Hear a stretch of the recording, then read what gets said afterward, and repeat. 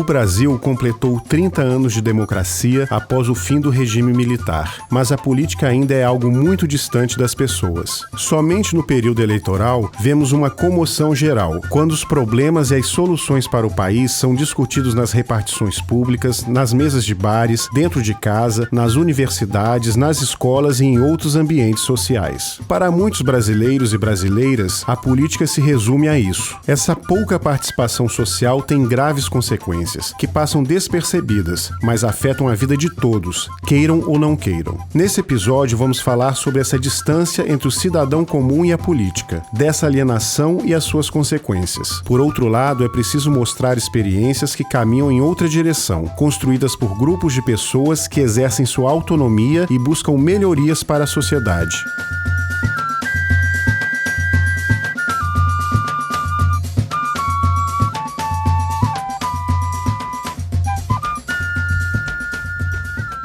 Nossa democracia ainda precisa evoluir muito. As instituições pertencentes aos três poderes necessitam atender mais aos anseios da população. Resquícios da ditadura, e podemos dizer que até do período colonial, ainda atrapalham os avanços sociais. O sistema eleitoral com financiamento privado de campanhas permite a influência de interesses de empresas que se concretizam ao longo da legislatura, trazendo uma crise de credibilidade que põe em risco direitos fundamentais previstos em nossa Constituição, como é o caso da pouco conhecida, porém importante, PEC 215, que, caso aprovada, afetará diretamente aos povos indígenas e a preservação do meio ambiente. O que nós temos visto nos últimos anos é que o Brasil vem desregulando a área socioambiental, né? Então a gente tem andado para trás na legislação florestal, foi o caso do Código Florestal, agora na legislação de acesso à biodiversidade, e a PEC 215 é como a gente brinca dizendo assim, é o esforço deles agora da porteira para fora. Eles resolveram o problema da porteira para dentro, que foi diminuir a obrigação de manter floresta dentro das propriedades privadas, e agora eles começam a olhar para as áreas públicas, terras indígenas, unidades de conservação, territórios quilombolas. A PEC 215 se somam outros projetos que agora, nesse recente anúncio dessa Agenda Brasil, ganham destaque, que são projetos que visam desconstituir o chamado usufruto exclusivo dos povos indígenas sobre seus territórios, sendo que essas soluções vêm na contramão do que são as atividades tradicionais, então, portanto, é mais uma expropriação do território do que qualquer tipo de alternativa de sobrevivência para esses povos. O discurso da questão ambiental, ele é um discurso fácil, é um discurso bacana, é um discurso bonito. Mas na hora que a gente vai para a prática dos governos, ele realmente não acontece. Você tem muitas posições diferentes na sociedade. As pessoas confundem muito as posições pessoais com as posições coletivas. Então, quando a gente está falando de uma questão ambiental que envolve a orla do Lago Paranoá, um exemplo claro, né?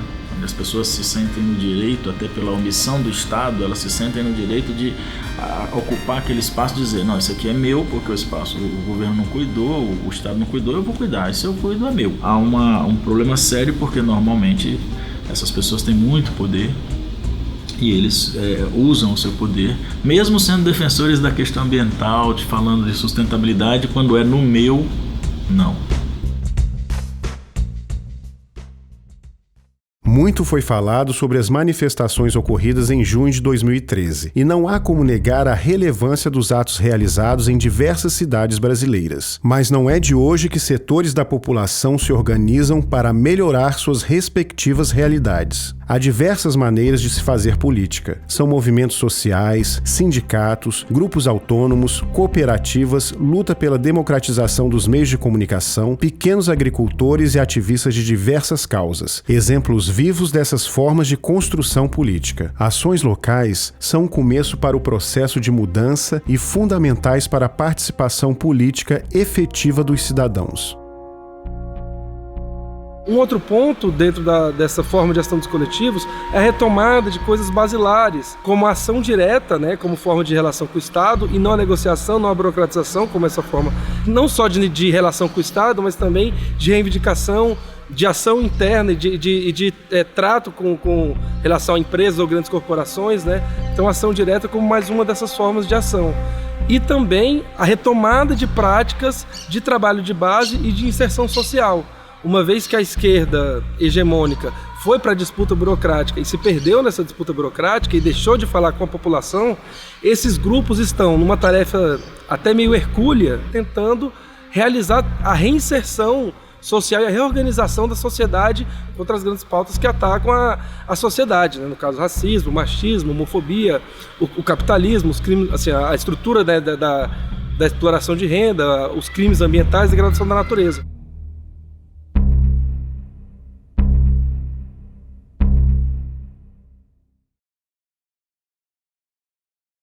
A internet e as redes sociais têm fundamental importância nesse processo de emancipação social. A mobilização e a divulgação se tornaram mais acessíveis e não se depende mais tanto da grande mídia, apesar dela ainda ser hegemônica.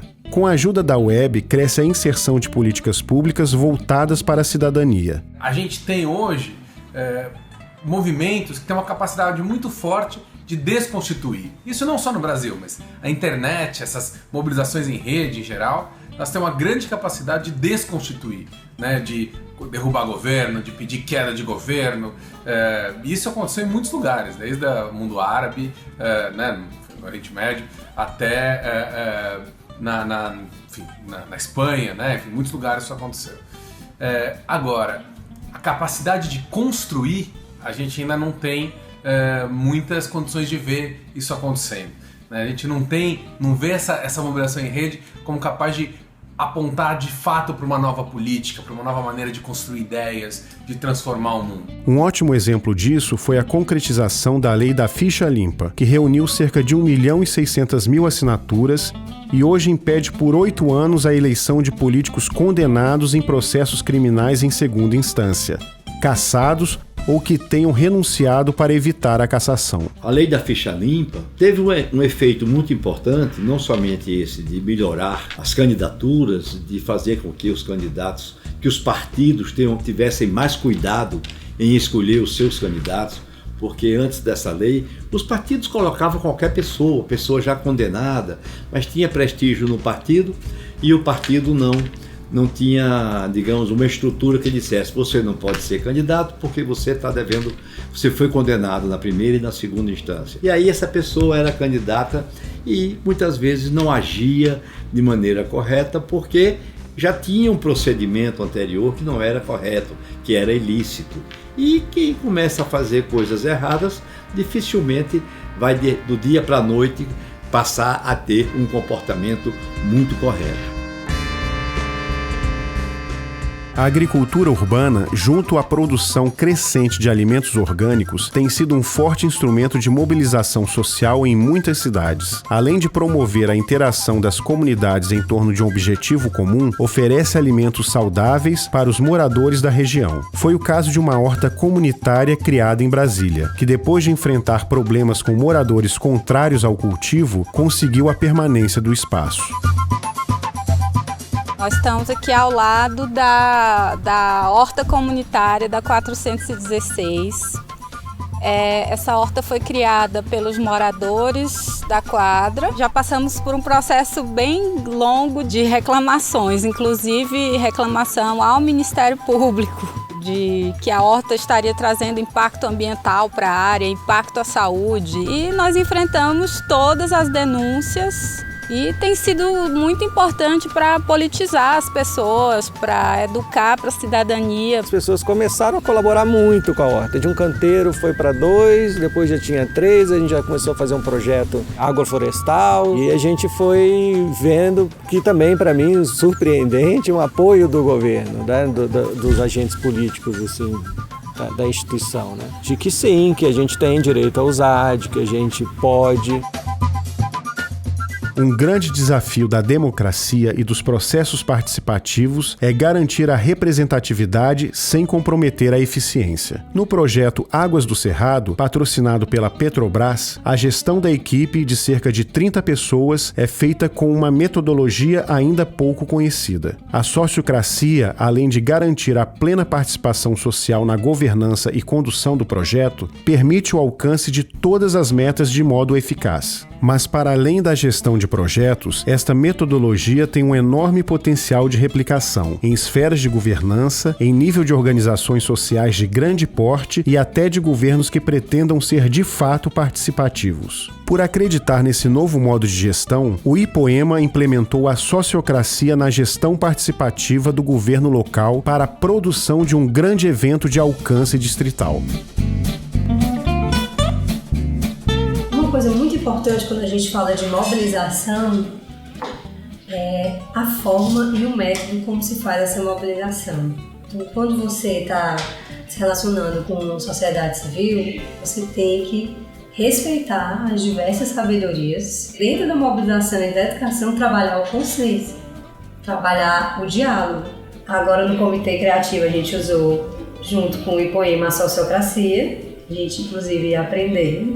A gente construiu esse processo junto e, na hora de ir para a metodologia, a gente fez essa parceria com o IPOEMA, de experimentar como seria a sociedade civil estar à frente de um projeto que é de governo e que é de todo mundo. O IPOEMA sempre foi um grande parceiro do Jardim Botânico. Eu me lembro que há uns anos atrás a gente fez um primeiro contato porque eles montavam um evento chamado Puro Ritmo, que era um evento de cultura, com música. Depois a gente fez um outro projeto em conjunto, junto com a CAESB, para criar uma pequena unidade de permacultura dentro do Jardim Botânico. Posteriormente, o IPOEMA procurou novamente o Jardim Botânico para entrar no edital da Petrobras, onde a gente faria uma parceria para que eles trabalhassem na área do Jardim Botânico para fazer recuperação de áreas degradadas na unidade de conservação. E como o projeto também tinha um link muito forte com a água, né, que chama Águas do Cerrado, estava muito ligado dentro do nosso trabalho também de educação ambiental e de preservação da unidade de conservação. Um dos legados pretendidos pelo Águas do Cerrado é que toda a sociedade se beneficie com as ações do projeto. Para isso, será elaborado um anteprojeto de lei que incentive a inserção de atividades do projeto em programas de governo, isto é, trabalhar com as linhas de ações do projeto que envolvem o trabalho em escolas, formação de professores e alunos, implementação de tecnologias sociais, recuperação de áreas degradadas, entre outras propostas sustentáveis. Assim, vamos replicar o conhecimento para uma verdadeira cultura permanente em busca de uma sociedade mais justa e ambientalmente equilibrada, hoje e no futuro.